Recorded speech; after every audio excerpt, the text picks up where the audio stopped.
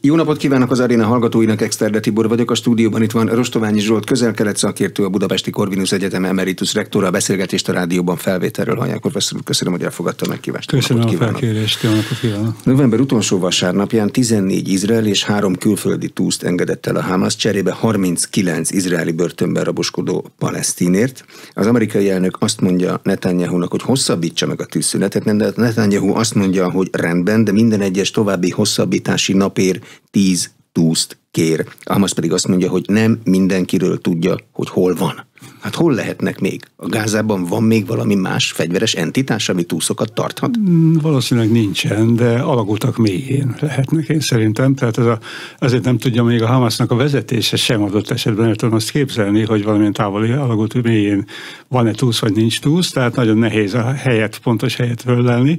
Viszont én azt hiszem, hogy az egész akció az rendkívül figyelemre méltó. Tehát az, hogy hosszas tárgyalások után egyáltalán sikerült Katar és Egyiptom hatatos közreműködésével egyáltalán sikerült létrehozni ezt a megállapodást Izrael és a Hamas között, ami ugye nem csak amiatt nagyon jó, mert hogy a túszok kiszabadulnak, túszok egy része nyilvánvalóan kiszabadul, hanem amiatt is, hogy a szállítmányok, azok a szállítmányok, amelyek létfontosságúak, én azt gondolom a itt élő emberek számára, ez alatt az idő alatt ezek a szállítmányok is szabadon, viszont persze korlátok között közlekedhetnek a gázai övezetben, és ez nagyon-nagyon fontos.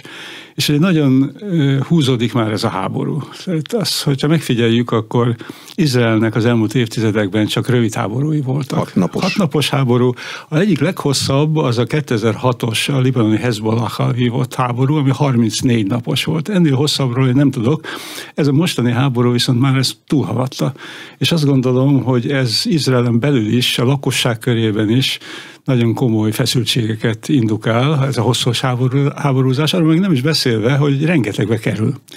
Tehát naponta kb. $250 millió az, amiben ez a háború kerül, tehát minden szempontból jó lenne, hogyha valamilyen módon sikerülne ebből a helyzetből Izraelnek és a Hamasnak is kimennie lényegében, és azt gondolom, hogy ez a tűzszünet, ami tulajdonképpen nem tűzszünet, hanem humanitárius szünet, ami kifejezetten azt a célt szolgálja, hogy a fogolycserét végre lehessen hajtani, ez ehhez mindenképpen hozzájárulhat. Tehát egy kis lélegzetvételnyi időt jelent.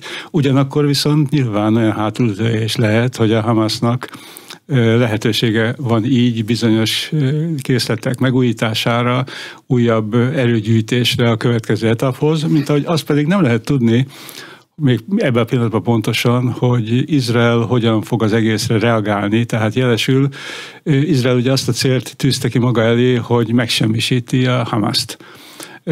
Netanyahu azt is bejelentette, hogy nagyon örül Izrael a tűzszünetnek, ez egy nagyon jó dolog, de amikor ennek vége van, akkor újból azonnal teljes erővel fog Izrael támadni. Most ezt nem lehet tudni, hogy ebből mi fog megvalósulni. Mindenesetre az tény, hogy a világ közvéleménye is egyértelműen a tűzszünet mellett foglal állást. Az is tény, hogy nyugati országok miniszterelnökei, külügyminiszterei nagyon erőteljesen próbálják felszólítani a feleket arra, hogy tartsák be és hosszabbítsák meg ezt a szünetet. Én azt gondolom, hogy ez újabb időt adna ahhoz, hogy Izrael is át tudja gondolni azt, hogy hogyan tovább. Ugyanis megítélésem szerint egyik legfontosabb kérdés az a hogyan tovább. Tehát mi lesz azután, hogyha véget ér a humanitárius szünet, Izrael valóban meg fogja kezdeni újból nagy erővel a támadást, illetőleg, hogy milyen kiút van ebből az egész helyzetből, mielőtt a helyzet eszkalálódhatna. Milyen lehetőségei vannak egyáltalán Izraelnek ebben a helyzetben, amikor túszok még mindig fogva vannak izraeliek? Hát most én itt nem is elsősorban rövid távú, hanem inkább a középtávú vagy hosszabb távú lehetőségekre gondolok. Tehát ugyanis itt azt szeretném hangsúlyozni, hogy megítélésem szerint a Hamast elvileg nagyon meg lehet gyengíteni. Nem mondanám azt, hogy meg lehet semmisíteni, mert ez erősen kétséges. Viták folynak jelenleg arról, politikusok, tudományos kutatók, szakemberek körében, hogy lényegében sikerülhet-e a Hamasnak a megsemmisítése, vagy legalábbis erőteljes meggyengítése. A Bar Ilan Egyetem egyik professzora például, aki korábban az izraeli kormánynak a tanácsadója volt, Menahem Klein, ő például azt mondta, hogy szerinte nem lehet a Hamaszt megsemmisíteni, tehát nem ebben kellene gondolkodni, hanem inkább abban, hogy valamilyen módon távlatosan bevonható-e a rendezésbe. Most én is azt gondolom, hogy megsemmisíteni nem lehet, azért sem lehet, mert hogy addig, amíg a problémának a gyökerei, azok nincsenek megfelelőképpen kezelve, addig radikális szervezetek, radikális személyek újból és újból fel fognak lépni ezeknek a megvalósításáért. És mi a gyökere a problémának? Megítélésem szerint a palesztin kérdésnek a rendezetlensége.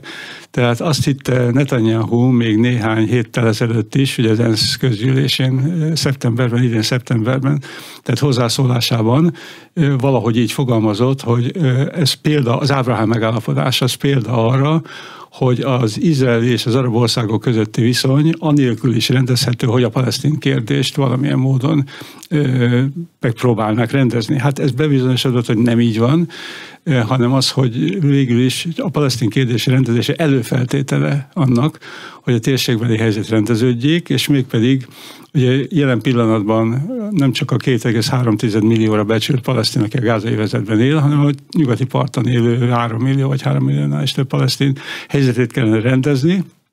Általában véve nemzetközi síkon az a már évtizedek óta az az elvárás, hogy jöjjön létre egy palesztin állam, tehát úgynevezett kétállamos megoldás, viszont ugye a kétállamos megoldás megvalósítása egyre nehezebb, mert hogyha az elvektől eltekintünk és megnézzük a konkrétumokat, akkor felmerül mindjárt az a kérdés, hogy hol, milyen területen jöhet létre egy palesztin állam, és két ilyen terület van, a gázai övezet és Cisjordánia, vagy másképpen a nyugati part.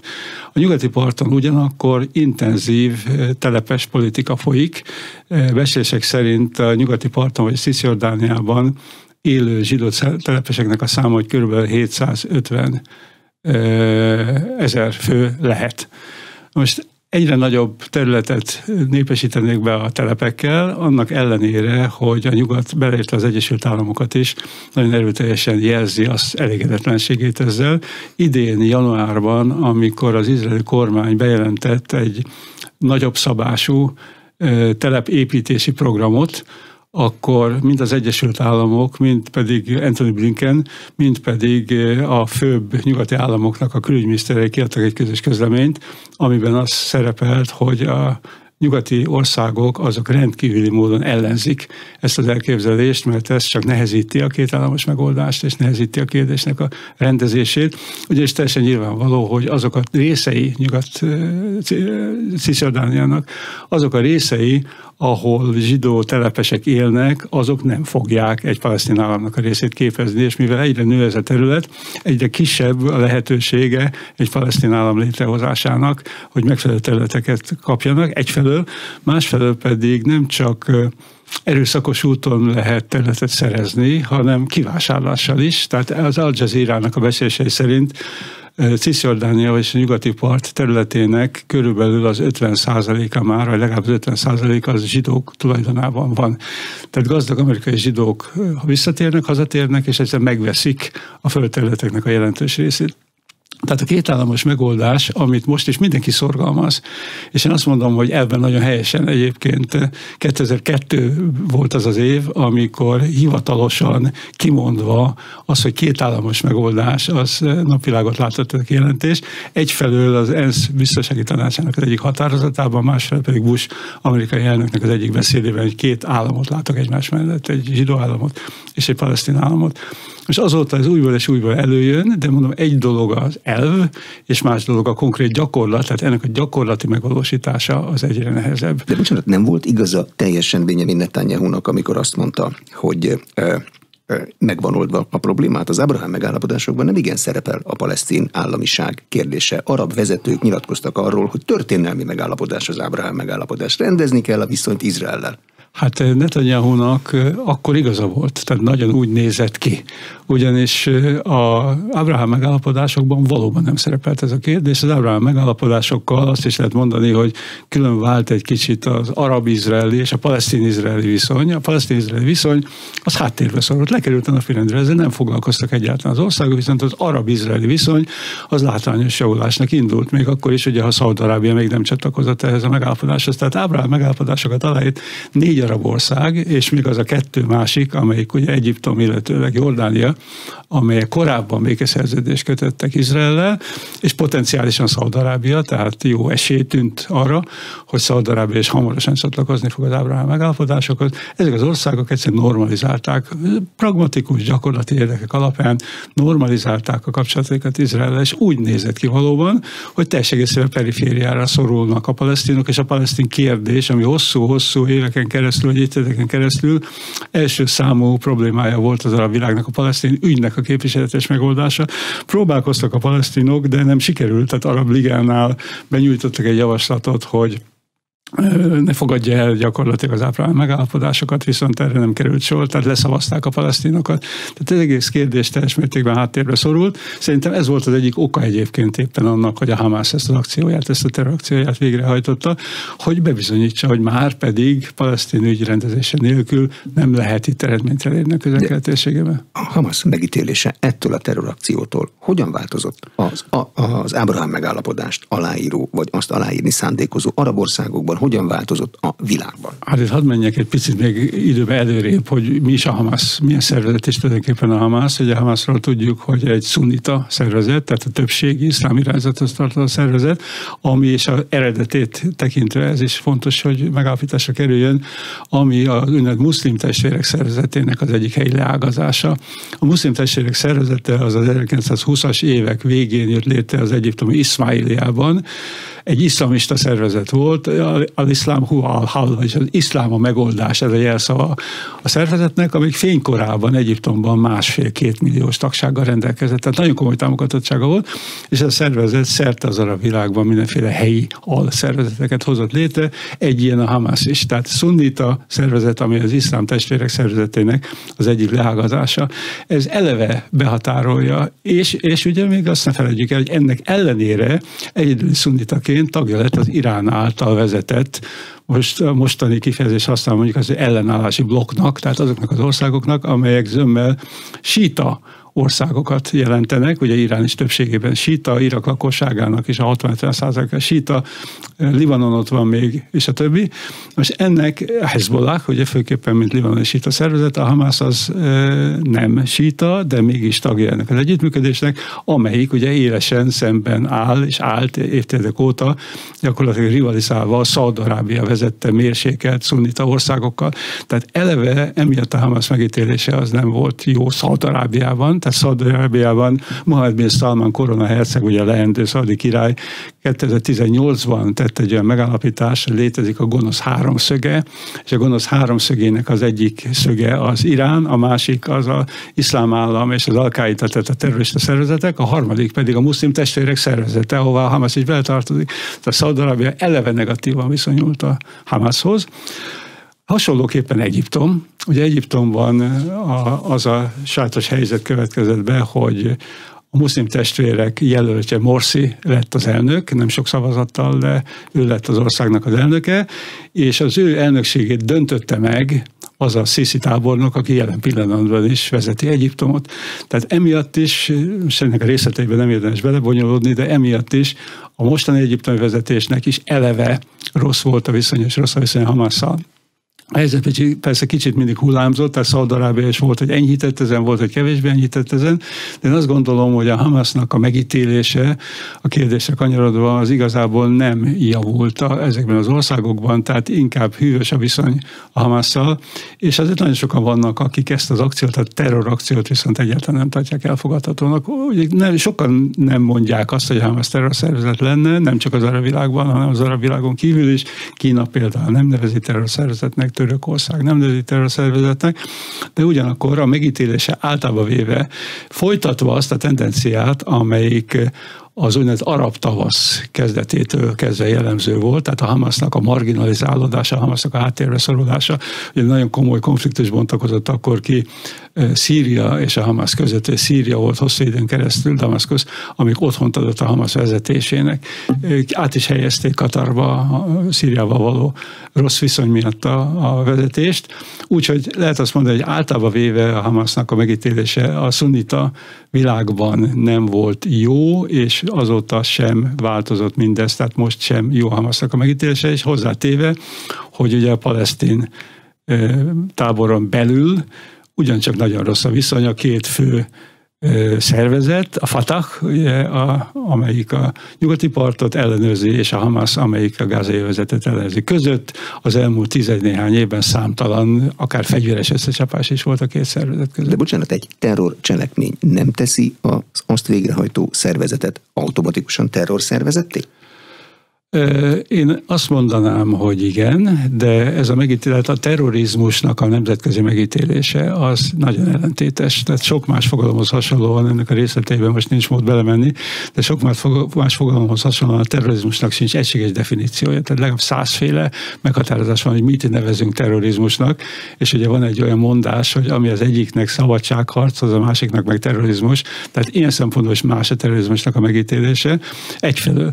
Másfelől pedig tanulni lehetünk annak a közelmúlt történelmében, és nem csak a közelmúlt történetében, hogy bizonyos személyek, vagy bizonyos szervezetek, amelyek terroristának lettek minősítve, az idő előre haladtával ez a minősítés megváltozott. Palesztin példát hadd hozzak, az a Yasser Arafat, aki a palesztin felszabadítási szervezetnek volt ugye a vezetője korábban, emblematikus figurája korábban.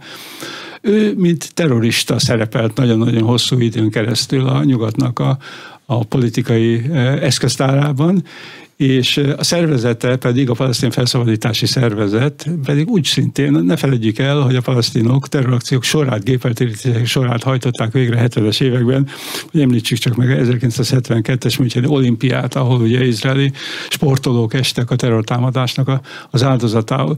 És ez a helyzet fokról fokra megváltozott. Az oszlói folyamat időszakában, jelesül 1993-ban, Yasser Arafat és Yitzhak Rabin, akkor izraeli miniszterelnök kölcsönös levélváltásban ismerték el egymást. Tehát gyakorlatilag Izrael elismerte a palesztin felszabadítási szervezetet, azt, hogy a PFS képviseli a palesztin népet, és azt, hogy Yasser Arafat a palesztinoknak a vezetője. Említhetnénk, nem szorosan ide tartozik, hasonló példáként Muammar Kaddafit is adott esetben, a líbiai diktátort, aki hosszú ideig mint terrorista, utána viszont, hogy ez megváltozott, és mint államférfi szerepel. Tehát ez a terrorizmus megítélése, terrorista szervezet vagy személy megítélése, ez időről időre változhat. De van, aki azt mondja, hogy elég egy terrorcselekmény ahhoz, hogy azt mondja, hogy az adott szervezet terrorista, és a Hamasnál még egy dolgot szoktak itt említeni, tehát jelesül azt, hogy a Hamasnak ugye több szárnya, több belső szervezete van, tehát van egy katonai, amelyik végrehajtja ezeket a terrorakciókat, és van egy politikai, mondjuk így, egy politikai társadalmi, amelyik viszont pótolja azt az űrt, hogy a gázai övezetben nincs megfelelő állam, bizonyos szolgáltatásokat így az állam nem tud ellátni, egy vákuum keletkezik, és ebbe a vákuumba tört be gyakorlatilag a Hamas, tehát elég szoros a beágyazottsága az itt élő emberek körében, ugye iskolákat, kórházakat, egészségügyi létesítményeket és a többi működtet. De az, hogy nyugati egyetemeken sorra robbannak ki a palesztin párti tüntetések.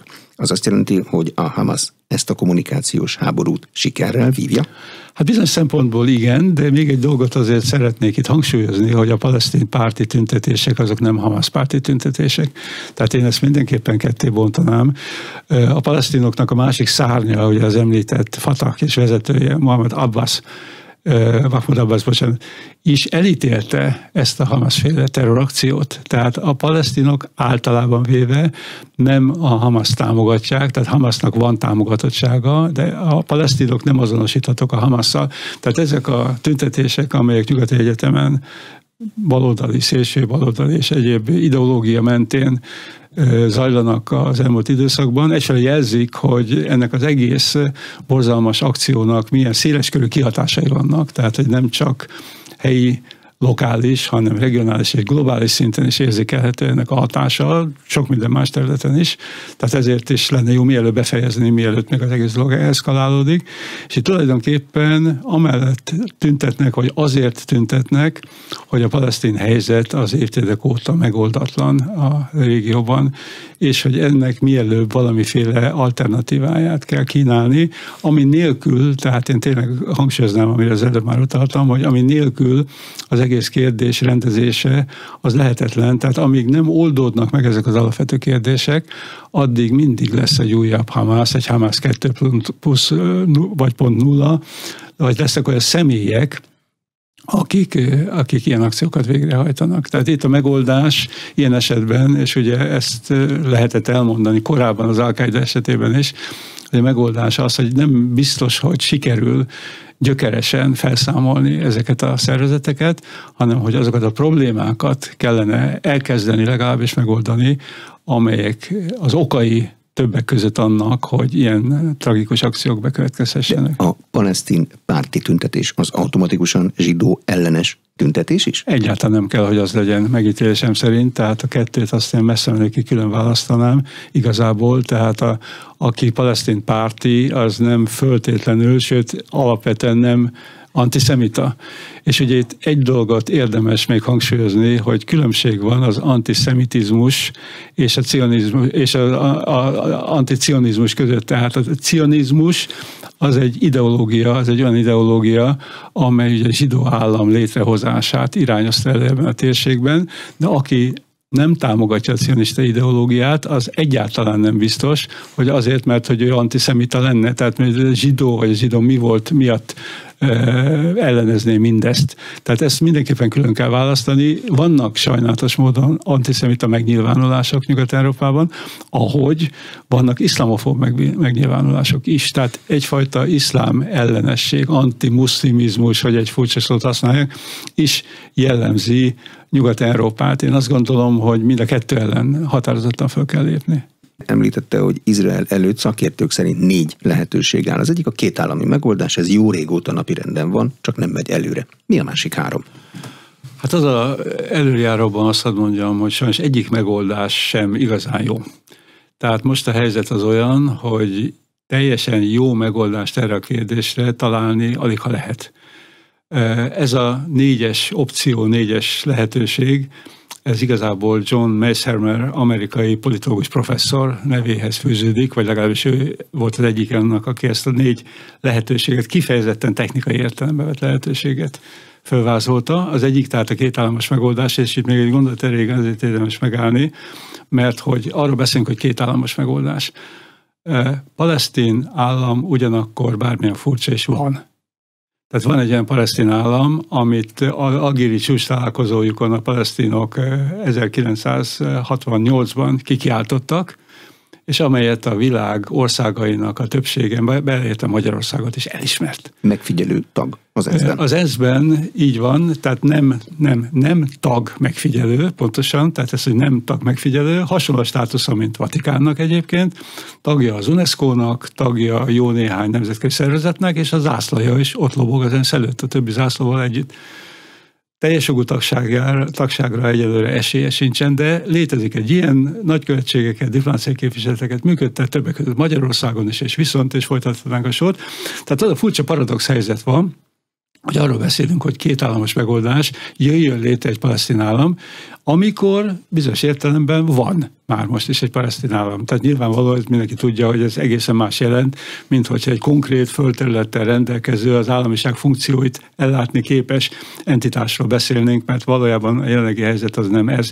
Mégis mindenki, ha megfigyeljük, vagy majdnem mindenki a elmúlt hetekben nyilatkozók közül, legyen szó akár Putyinról, akár Erdogánról, akár a kínai vezetőről, vagy másokról, mindenki a kétállamos megoldás mellett foglal állást. Ez önmagában tehát ez nagyon szép dolog, mint elv, de ahogy az előbb is már utaltam rá, ennek a gyakorlati megvalósítása az óriási problémákkal jár, pontosan azért, hogy hol van a megfelelő terület, ahol a palesztin állam létrejöhetne. A többi, a másik 3 megoldás, az mind az úgynevezett nagy Izrael megoldás, tehát ami lehet azt mondani, hogy na mindegy, tehát kezdjük az elején. Az első az tulajdonképpen egy olyan állam, ami két nemzetiségű vagy két nemzetű állam, tehát egy állam, két nemzetiségű vagy két nemzetű állam, ahol zsidók és palesztinok élnek békében egymás mellett. Egyik oldalon Tórát olvasnak, másik oldalon vízipipáznak ugyanabban az utcában, és senkinél nincs fegyver? Akár ugyanabban az utcában, és senkinél, tehát ezek idealisztikus elképzelések egyébként nyilvánvalóan, csak mint technikai lehetőség merülnek ezek fel, ugyanis sokan szorgalmazták ezt már korábban is, hogy legyen egy állam, ahol teljesen mindegy, hogy valaki zsidó, vagy muszlim, vagy arab, vagy bárki más, teljesen mindegy, hogy most itt él, Cisjordániában, vagy más területen él. Az államnak a lényege az, hogy demokratikus állam, tehát akár zsidókról beszélünk, akár arabokról, vagy palesztinokról, demokráciában élnek. Ugyanakkor ugye ennek mi a hátulütője? Az a hátulütője úgymond, hogy már jelenleg ezen a területen, tehát Izrael állam, Gáza és Cisjordánia több arab él, mint zsidó. Most amennyiben az állam tényleg demokratikus, akkor ez azt jelenti, hogy a választásokon is ugye indulhatnak arabok és zsidók egyaránt, és mivel az arabok többségben vannak, ugye az az opció is bekövetkezhet, hogy az állam miniszterelnöke az arab, tehát egy zsidó államnak úgymond a miniszterelnöke az arab lesz, ez teljes abszurdum, és teljesen ellentmond a zsidó állam eredeti elképzelésének, hogy az eredeti elképzelés az volt, a zsidóság több évszázados üldöztetése következtében, hogy legyen egy olyan zsidó állam, ahol masszív többségben vannak a zsidók, ahol nem kell félniük, ahol nem kell menekülniük, hanem masszív zsidó többséget képeznek, és ennek ez teljes mértékben ellentmond, de kétségkívül egyfajta, ha más nem elvi lehetőség. A másik lehetőség az egy nagyon csúnya dolog, tehát az gyakorlatilag az etnikai tisztogatás, vagyis a nem zsidók vagy az arabok erővel történő eltávolítása bizonyos részekről, bizonyos területekről. Háborúk után ez a gyakorlatban sok helyen megvalósult. Sok helyen megvalósult. Azt is mondhatom, hogy vannak ennek is támogatói, de ez, hogy úgy fejezem ki magam, nem igazából civilizált megoldásnak tűnik, ami valószínűleg nagyon komoly arab ellenállásba ütközne. Tehát ennek a megvalósítása, hogy arab talanítani a térség egy részét, ez megint csak nagyon komoly gondokat és problémákat vetne föl.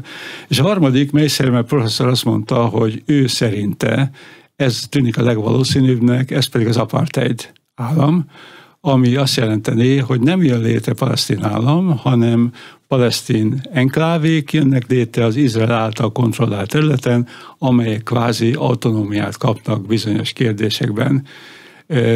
És ő szerinte, tehát Meisner professzor szerint legalábbis ez a három megoldási lehetőség, ő azt mondja, hogy ő ezt az utóbbit tartja a legvalószínűbbnek.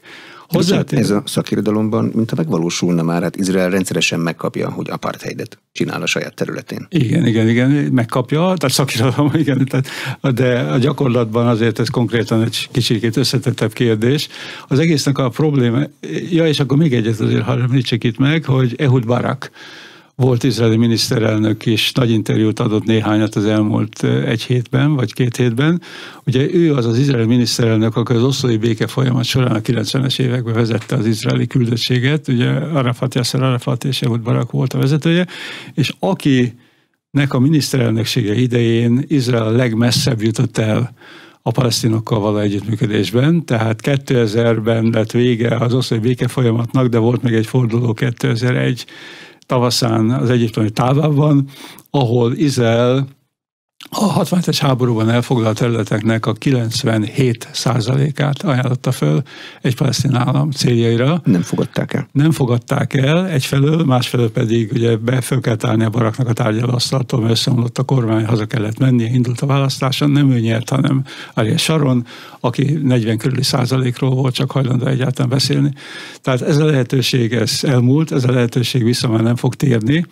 Úgyhogy így Trump elnöksége idején Jared Kushner Trumpnak a vezetésével, aki Trumpnak a közel-keleti megbízottja volt, készült egy koncepció, egy elképzelés kétállamos megoldásra, ahol ugye a palesztin államnak a részei, azok kis egymástól elszigetelt enklávék, a Gázai övezetet és Cisjordániát például egy magas vasút kötni össze. Egyébként történelemben tudunk arra példát, hogy egy ország nem összefüggő területtel rendelkezik, amikor Indiáról leválasztották Pakisztánt, ugye azon az alapon, hogy Indiában maradjanak a hinduk, és Pakisztánba pedig a muszlimok kerüljenek, akkor Pakisztánnak két része volt, egy Nyugat-Pakisztán, meg egy Kelet-Pakisztán, kettő között jó 1000 kilométeres távolság volt, és azután a Nyugat-Pakisztánból lett Banglades nevű állam, önálló állam végül is, de tud egy állam úgy is működni, hogy nem közvetlenül tartozó részekből tevődik össze, mondjuk ez nem könnyíti meg az együttműködést. Tehát összességében az a helyzet, hogy jó javaslat, megvalósítható javaslat jelen pillanatban még nem látszik körvonalazódni, és ahogy az idő halad előrébb, egyre nehezebb lesz ezt megtalálni. De számol-e bármelyik javaslat a telepesek tevékenységével, akik rendkívül sok kritikát kapnak, mert nagyon gyakran erőszakosan lépnek föl, és hát védik azt, ami hitük szerint az övék? A hitük szerint az övé így van pontosan, tehát itt bejön a vallási tényező mindenképpen, tehát ez nehezíti a kérdésnek a megoldását, miután ugye az a fő elképzelése a vallásos zsidóknak, hogy Isten adta ezeket a területeket a zsidóságnak, mint kiválasztott népnek, tehát a Júdea és Szamária pedig pontosan a központi területei ennek a zsidó királyságnak, és annak a zsidó királyságnak, ami néhány ezer éve működött. Ezt hívjuk mi Cisjordániának. Ezt hívjuk mi Cisjordániának, Júdea, illetve Szamária a vallásos neve ennek a résznek, és ez az 67-es háborúban foglalta el Izrael, és vissza akart először adni, tehát az volt a fő célja ennek az elfoglalásával, hogy ütőkártya legyen a kezébe, egy békeszerződés megkötése fejében ezeket a területeket visszaadja. Csak hogy a vallásos zsidók a tudatára ébredtek annak, hogy ezek a bibliai területek, tehát ezeket nem lehet egyszerűen visszaadni. Most kétség nem fér hozzá, hogy az a körülbelül 750 000 zsidó telepes, aki ezeken a területeken él, és akik most képviseltetik magukat a kormányban és az izraeli kormányban is, tehát Smotrich pénzügyminiszter például egyik a telepeseknek, egyik a zsidó telepeseknek, aki eredetileg ugye ott él Cisjordániában, ők ragaszkodnak ez a területhez, és az igazság, hogy azt, amit Ariel Sharon miniszterelnök 2005-ben megcsinált Gázával a disengagementet, vagyis hogy onnan kivonta az izraeli csapatokat, és lerombolták az ottani zsidó telepeket. Ez Gázában meg lehetett csinálni, viszont Cisjordániában 750 000 emberrel nyilvánvalóan nem lehet megcsinálni. Tehát egy komoly belső konfliktushoz, uram, bocsánat, megkockáztatom, hogy polgárháborúhoz is vezetne, amennyiben ezt bárki megpróbálna megvalósítani. Tehát itt lényegében azok a területek, amelyeken ezek a telepek létrejöttek, tehát ugye a nyugati partnak a nyugati partsávján elsősorban, azok a telepek, azok nem elbonthatók és nem megsemmisíthetők. Tehát ezeket már tényként kell kezelni, csökkentve ezáltal egy palesztin állam területének a nagyságát. Nem is beszélünk akkor még a fővárosról, tehát mert ez is egy fontos kérdés, hogy lehet Jeruzsálem egyidejileg egy zsidó állam és egy palesztin államnak is a fővárosa. Lehet technikailag, tehát ezt meg lehet oldani, de ahogy az idő halad előre, ez egyre nehezebb. Szent helyek kérdését azt nemzetközi jog képes egyáltalán értelmezni? Hát ugye egy Jeruzsálemről van szó alapvetően, ami a három világvallásnak a legszentebb helyét, vagy szent helyét illeti. Nem véletlen, hogy az ENSZ felosztási tervében Jeruzsálem nem szerepelt, hanem mint corpus separatum, tehát önálló nemzetközi igazgatás alatt álló város szerepelt. És a szent helyek van persze nagyon sok itt a térségben, és ezért is borzasztó fontos, hogy a vallások tiszteletben tartsák egymást, és tiszteletben tartsák a másiknak a szent helyeit. De a vallások egyébként eredeti értelmüket vizsgálva tiszteletben tartják a másik szent helyeit? Abszolút, én azt gondolom. Tehát abszolút. Tehát itt három ábrahámi monoteista világvallásról van szó, tehát egy istenhívő világvallásról van szó, judaizmus, a kereszténység és az iszlám esetében, amelyek egymásnak az értékeit lényegében abszolút módon elfogadják, tehát a vallások között megítélésem szerint nincsen, persze vannak bizonyos konfliktusok, de kivékíthetetlen ellentétek nincsenek, sőt én megkockáztatom azt a kijelentést, hogy a három világvallásnak az alapvető értékei azok azonosak és megegyeznek egymással, tehát nincs semmiféle áthidalhatatlan ellentét. Ez azért is jó, hogy szóba hozta, mert vannak, akik az egész konfliktus vallásháborúnak minősítik. Tehát vallásháborúnak minősítik, ami adott esetben a judaizmus és a iszlám között folyik. Én ezzel nem értek egyet, tehát vallási különbségek, ahogy hangsúlyoztam, vannak, de ez a konfliktus megítélésem szerint alapvetően és meghatározóan természetesen vallási elemeket is tartalmazó politikai konfliktus, ami már réges-régen megoldható lett volna, ha meg lett volna megfelelő politikai akarat, akkor sokkal könnyebb lett volna megoldani, mint most, ahogy halad az idő előre, most egyre nehezebbé válik. Hogy lehet kiszámítani az izraeli politikai akaratot? A térség egyetlen demokráciája, ott az emberek szavaznak arról, hogy ki legyen a miniszterelnök, és a miniszterelnök mondja meg, hogy mi az irány. És lehetnek benne változások. Hát abszolút lehetnek benne változások, vagy vannak is változások, és az látható például, hogy a mostani kormány az egészen más, mint az előző kormányok voltak. Tehát Izrael esetében ugye ez egy ultranacionalista minisztereket is tartalmazó olyan kormány, amelyik erőteljesen támogatja a zsidó telepeknek a létesítését gyakorlatilag, sőt, ugye az Ábrahám megállapodások időszakában éppen akkor tájt Netanyahu az annexiót is megemlítette, tehát annexió alatt értve azt, hogy a nyugati partnak bizonyos részeit Izrael annektálná. Tehát egy olyan körülbelül 30%-ról beszélt akkor Netanyahu, és a kérdést végül is azért vette le akkor a napirendről, hogy ezáltal ne gördítsen akadályt az Ábrahám megállapodások megkötése és aláírása elé. De csak 4 évre vette le a napirendről, ha jól emlékszem erre a nyilatkozatára. Nem túl hosszú időre. Nem túl hosszú időre, gyakorlatilag pontosan ez a helyzet, és ez egyes ultranacionalista politikusok szemében ez továbbra is egy követendő példa. Tehát az annexió az továbbra is egy nagyon fontos eleme az ő politikájuknak. Most ugye az annexió, ez effektíve csökkenti szinte a palesztin állam területének, a potenciális területének a nagyságát, illetőleg szélsőséges esetben oda vezet el, amire utaltunk a megfelelő opciók közül, hogy az egész nyugati part az része lenne egy államnak, ami egy demokratikus állam, de hát ez teljesen egészében irreális. Mert akkor szavazati jogot kell adni. Mert akkor szavazati jogot kell adni, és mivel demokratikus állam, szavazhatnak is. Természetesen ugye azt is hangsúlyoznánk, hogy most is a Knessetben vannak arab pártok egyébként, sőt 2 választással korábban egy arab pártszövetség lett a választások eredményeként a 3. legnagyobb párt az izraeli Knessetben. Tehát arabok most is ott vannak, szavazhatnak. És részt vesznek a politikai életben. Mi a szomszédok érdeke? Az könnyebben kiszámítható-e? Ott vannak hercegségek, királyságok, vannak nagyon kemény kézzel vezetett a mi fogalmaink szerint diktatúrák, az csak könnyebben kiszámítható, hogy nekik mi az érdekük, nem? Hát én azt gondolom, hogy nekik érdekük az, és utalok az Ábrahám megállapodásokra, nekik érdekük az, hogy normalizálódjon a helyzet Izrael és az arab országok között. Én azt gondolom egyébként, hogy a fő irány az ez is lesz, ebbe az irányba fog mutatni, ha valamilyen módon sikerül a mostani eseményeket rendezni. Ugyanis az a tőke, ami például az öbölmenti országoknak a rendelkezésére áll, és az a technika, innováció, ami Izraelnek a rendelkezésére áll, az nagyon jó gazdasági együttműködést eredményezhetne mondjuk az öbölmenti országok és Izrael között. Én azt gondolom, hogy tartósan ez mindenkinek az érdeke, és arról se feledkezzünk azért meg, hogy itt nem csak a szomszédos országok lehetnek azok, amelyek szóba kerülnek, hanem távolabbi országok és nagyhatalmak. Gondolok itt elsőbb a Kínára, és Kínát ugye azért hadd emeljem ki, mert tavaly december 6-án azt hiszem, Riadban került sor az első kínai arab csúcs találkozóra, tehát ahol a kínai vezető és az összes Arab Liga tagállamnak a vezetői részt vettek, és itt gyakorlatilag nagyon szoros együttműködésben állapodtak meg Kína és az arab országok, az arab világ egésze. A kínai vezető tárgyalt egyébként Mahmoud Abbasszal is, tárgyalt a szaudi koronaherceggel is, tehát Kína nagyon aktívan jelen van a régióban, és érdekelt abban, hogy a viszonyok rendeződjenek, mert Kínát elsősorban a gazdasági érdekek kötik a Közel-Kelet térségéhez. De az öbölországok közül ki a vezető?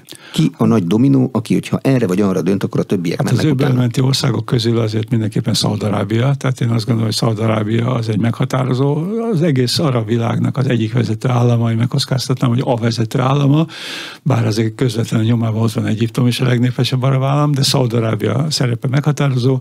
Egyesült Arab Emirátusoké ugyancsak nagyon fontos, tehát Egyesült Arab Emirátusok is aláírója volt az ábrahámi egyezményeknek, és a kis méretű, de rendkívül aktív diplomáciai tevékenységet folytató Katart is meg kell mindenképpen említeni. Tehát, hogy Katar most közvetítő szerepet játszik, és meghatározó közvetítő szerepet játszik a fogolycserében és a túszcserében jelen pillanatban, tehát azt gondolom, hogy Katarnak köszönhető nagy rész, meg Egyiptomnak, hogy ez a megállapodás létrejött. Ellenérdekelt van a környéken, aki azt szeretné, hogyha továbbra is ugyanez maradna a helyzet, a palesztin helyzet megoldatlan maradna, és állandóan számolni kellene fegyveres konfliktusokkal? Én most jelen pillanatban ilyet nem látok. Tehát aki kifejezetten ellenérdekelt abban, hogy valamiféle béke irányába mozduljanak el a dolgok, ha lehet így fogalmazni, kicsit távolabban, a huszikat nevezném ilyennek Jemenben, de én azt gondolom, hogy rakétákkal már Jemenből is elérik egyébként ezt a térséget, de én nem gondolom, hogy az ő helyzetük az lehetővé tenni azt, hogy erőteljesebb befolyást gyakoroljanak erre a kérdéskörre. Kinek osztottak lapot a helyzet megoldásában? Az Egyesült Államok nyilván megvan hozzá a megfelelő hadereje, ott úsznak. Hát a hadereje az megvan az Egyesült Államoknak, az kétségkívül tény, de ugyanakkor ugye ne feledkezzünk meg arról, hogy az elmúlt években az Egyesült Államok kivonult a térségből, tehát átrendezte a prioritásait a közel-kelet helyett inkább a távol-kelet irányába. Kína. Kína. Kína, abszolút persze Kína, elsősorban Kína, tehát nem csak Kína, de elsősorban Kína, és lényegében azért beszél a szakirodalom poszt-amerikai közel-keletről. Most a mostani események kapcsán nyilván megint nagyobb hangsúlyt kell fektetnie a térségbeli történésekre az Egyesült Államoknak, és megpróbál egyelőre nem sok eredménnyel nyomást gyakorolni Izraelre a telepek kérdésében. Tehát az, hogy ne folytassa a telepes politikát Izrael, ezt egyébként minden amerikai vezetés elmondta már korábban, de Izrael ennek ellenére, tehát volt, amikor olyan vezetője volt, hogy gyorsabb ütemben, volt, amikor olyan kevésbé gyors ütemben, de ez a telepes politika, ez folytatódott. De ez bal-jobbon átívelő egyetértés van ebben, hogy telepeseknek már pedig lenniük kell. Nem feltétlenül ideológia mentén húzódik a törésvonal, hanem telepeseknek, bibliai szent helyeknek, és a többi, amire az előbb már utaltam. Tehát az Egyesült Államok szerepe az változatlanul, én azt gondolom, hogy meghatározó, de azt se felejtjük el, hogyha hosszan nyúlnak a dolgok, hogy nem sokára elnökválasztás lesz az Egyesült Államokban, tehát ami megint megváltoztathatja az amerikai hozzáállást is, bár itt azért tegyük hozzá, hogy mondjuk a Trump vagy a Biden adminisztrációt veszik össze, akkor érdemi különbséget nem látunk az Izraelhez való viszony tekintetében, tehát Izrael az Egyesült Államoknak stratégiai partnere, jelentős 3,8 milliárd dolláros éves támogatásban részesül az Egyesült Államok részéről, tehát itt nagyon szoros és nagyon komoly kapcsolat. Talán az Obama adminisztráció idejében volt egy kicsikét, hát hogy úgy mondjam, nem ilyen felhőtlen a viszony, személyi meg egyéb konfliktusok következtében, de most lényegében nagyon szoros a kapcsolat. Az Egyesült Államok nélkül az egész kérdés nagyon nehezen lenne rendezhető, én azt gondolom. De ENSZ-nek bármilyen lapot osztottak? Ebben az ügyben az Európai Uniónak bármilyen beleszólása van? Nem nagyon, ugye, ha visszagondolunk megint az elmúlt időszakra, sorra születtek olyan ENSZ biztonsági tanácsi határozatok az elmúlt évtizedekben, amelyek bizonyos szempontból negatívan fogalmaztak Izraellel kapcsolatosan, de ezt az Egyesült Államok általában ilyen megvétózta, vagy más ország megvétózta. Izrael azt mondja, hogy nem értik, hogy mi történik a földjükön. Pontosan, tehát Izrael elfogultsággal vádolja mondjuk az ENSZ tagállamokat és Izrael szemben, és ezért nem fordít nagy figyelmet arra, hogy ezeket a határozatokat figyelembe vegye. Az Európai Unió pedig szerintem nem igazából játszik most jelen pillanatban komoly szerepet a térségben, én szerintem. Tehát én azt gondolom, hogy azok a országok vagy régiók, amelyek szerepet játszhatnak, ugye elsősorban az Egyesült Államok, másodszorban Kína, bizonyos szempontból Oroszország, ugye Oroszországot most azért elfoglalják erőteljesen az ukrajnai harcok, tehát Oroszországra másképpen kell nézni, és van még egy ország, India, amelyik elsősorban gazdasági szempontból, de ugyancsak komoly érdekeket fűz a közel-kelet térségéhez. De mi nyersanyagot akar onnan, vagy tudást akar a közel-keletről? Tudást is akar a közel-keletről többek között. Tehát egy ilyen komplex gazdasági együttműködést a közel-kelet térségével, tehát számtalan olyan terület van, ahol ilyen együttműködésre megvan a lehetőség. De tud nyomást is gyakorolni India? Nem, én nem gondolom. Tehát Indiát ebből a szempontból nem hiszem, hogy nyomást tudna gyakorolni. Egyesült Államok tud, és bizonyos szempontból lehet azt mondani, talán, hogy még Kína is súlyánál fogva. Meddig húzhatja az izraeli kormány? Egyre több olyan hang van, hogy ha vége van a konfliktusnak, akkor a kormánynak felelnie kell azért, hogy ez a konfliktus egyáltalán elindulhatott. Ehud Barak, akire az előbb utaltam, volt izraeli miniszterelnök ebben az interjújában, amit nemrégiben adott, élesen bírálja Netanyahut, és felelőssé teszi Netanyahut azért, ami történt az elmúlt időszakban. Én azt gondolom, hogy meddig húzódik, azt nem lehet tudni. Elképzelhető egyébként, hogy Izrael bár most ugye a retorikájában erőteljesen amellett érvel, hogyha véget ér ez a humanitárius szünet, akkor újból teljes erővel veti magát a harcokba, mint addig, amíg még nem semmisíti a Hamaszt. De elképzelhető, hogy a kritikák hatására, ugyanis ugye ezeknek a harcoknak az a sajátossága, hogy óriási nagy számú halálos áldozattal járnak, civil áldozatokkal járnak. Egyes források szerint ugye most már 10 000 fölötti a palesztin halálos áldozatoknak a száma, és 5-6 ezer gyerek is az áldozatok között van. Hát minél tovább húzódik ez az egész háborús helyzet, annál nagyobb mértékben romlik Izraelnek a nemzetközi megítélése. Tehát Izrael számára sem jó mindez, én azt gondolom. Ugyanakkor Izraelen belül is van már egyfajta olyan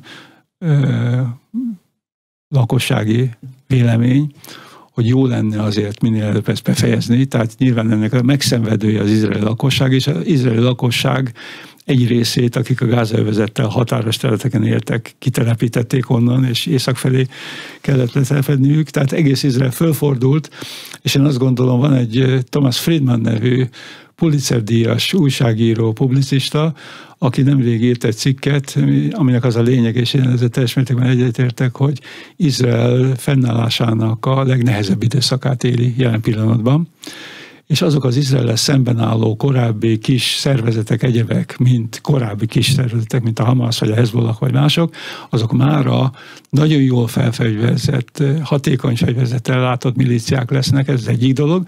És a másik, ami talán a legnagyobb probléma, az, hogy az izraeli emberek elveszítették a biztonsági érzetüket. Tehát eddig ugye úgy éltek, hogy az izraeli hadsereg, illetve a különböző szolgálatok, Shin Bet és mások, azok megvédik őket. Tehát ők itt nyugodtan élhetnek, nem kell avval törődniük, hogy külső támadásán megvédik őket. Most ez teljes mértékben megkérdőjeleződött, és szerintem ez a legnagyobb probléma, ami Izraelt jelen pillanatban érte, tehát az, hogy az emberek most már nem bíznak a hadseregben, és nem bíznak a szolgálatokban, mert itt van, hogy bekövetkezhetett ez a borzalom, aminek különben nem lett volna szabad bekövetkeznie. És bizonyos szempontból Netanyahut felelősnek érzik azért, hogy ez bekövetkezett, és azért is, hogy Netanyahu a megelőző időszakban, hát azt mondani, hogy a Hamas és a Fatah között inkább a Hamas próbálta támogatni, elfogadva azt is, hogy a Hamas évente az öbölbeli országokból nagyon jelentős pénzügyi támogatást kapott, aminek egy jelentős részét fegyverkezésre fordították. Miután a Netanyahu-féle vezetésnek a legnagyobb problémát az a esetlegesen leendő palesztin államnak a létrejötte jelentette, tehát nagyon nem szerették volna, és most se szeretnék, hogyha a gázai övezet fölött a Fatah gyakorol ellenőrzést, hogy Mahmoud Abbas ezt felajánlotta, mert ugye avval talán közelebb kerülhetne a kétállamos megoldás, még akkor is, ha bizonyos korlátozott keretek között történik mindez. Tehát és amikor ez az akció bekövetkezett, akkor az izraeli katonai egységeknek egy jelentős része a cisjordániai határon volt, és nem a gázai határon, pontosan az elmondottak miatt, meg amiatt is, hogy az elmúlt egy évben sajnos az erőszak a cisjordániai területeken is megerősödött, részint a szélsőséges zsidó telepesek részéről, részint pedig ugye a palesztinok részéről, tehát ott adott esetben lehet azt mondani, hogy ilyen kvázi háborús helyzet alakult ki az elmúlt időszakban. Most már ugye az elemzők dolga lesz az, hogy pontosan elemezzék, hogy mik vezettek mindenhez, de én azt gondolom, hogy jó esély van arra, hogy Izraelben, amikor már ugye ezzel a kérdéssel lehet foglalkozni, újabb választásokat fognak kiírni.